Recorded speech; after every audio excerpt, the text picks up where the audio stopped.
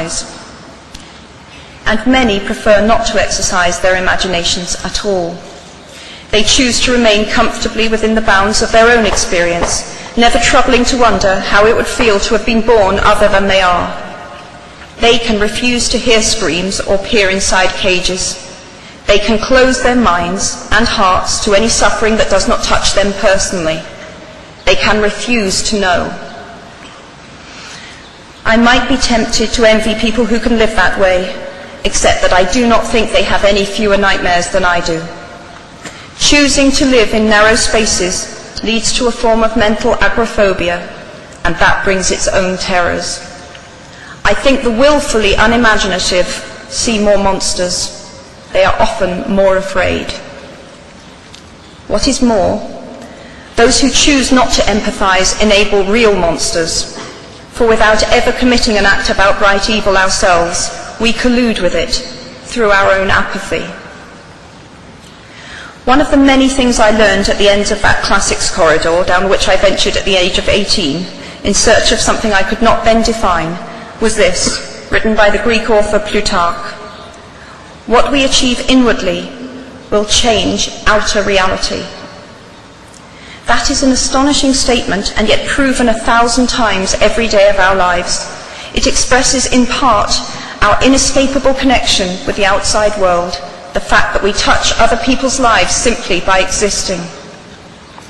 But how much more are you, Harvard graduates of 2008, likely to touch other people's lives? Your intelligence, your capacity for hard work, the education you have earned and received, give you unique status and unique responsibilities. Even your nationality sets you apart. The great majority of you belong to the world's only remaining superpower. The way you vote, the way you live, the way you protest, the pressure you bring to bear on your government has an impact way beyond your borders. That is your privilege and your burden. If you choose to use your status and influence to raise your voice on behalf of those who have no voice, if you choose to identify not only with the powerful but with the powerless, if you retain the ability to imagine yourself into the lives of those who do not have your advantages, then it will not only be your proud families who celebrate your existence, but thousands and millions of people whose reality you have helped change. We do not need magic to transform our world. We carry all the power we need inside ourselves already. We have the power to imagine better. I am nearly finished. I have one last hope for you, which is something that I already had at 21. The friends with whom I sat on graduation day have been my friends for life. They are my children's godparents, the people to whom I've been able to turn in times of real trouble, people who have been kind enough not to sue me when I took their names for Death Eaters.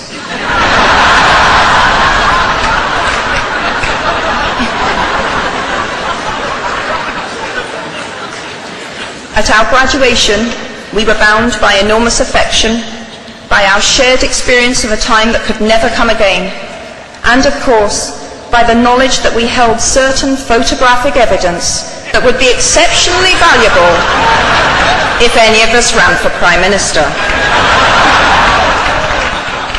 So today, I wish you nothing better than similar friendships. And tomorrow, I hope that even if you remember not a single word of mine, you remember those of Seneca, another of those old Romans I met when I fled down the classics corridor in retreat from career ladders in search of ancient wisdom. As is a tale, so is life. Not how long it is, but how good it is what matters. I wish you all very good lives. Thank you very much.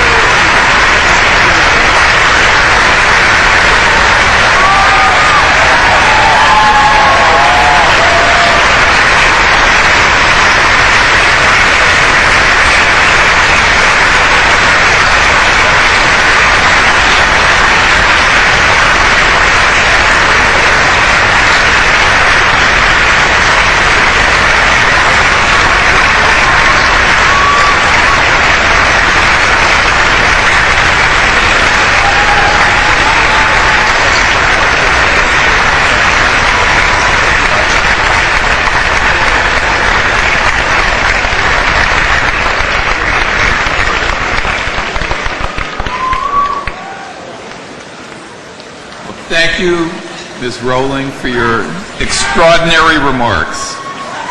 Thank you very much.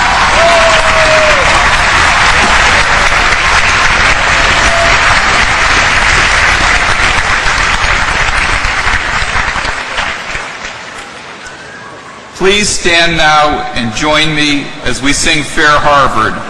The words are included in your program.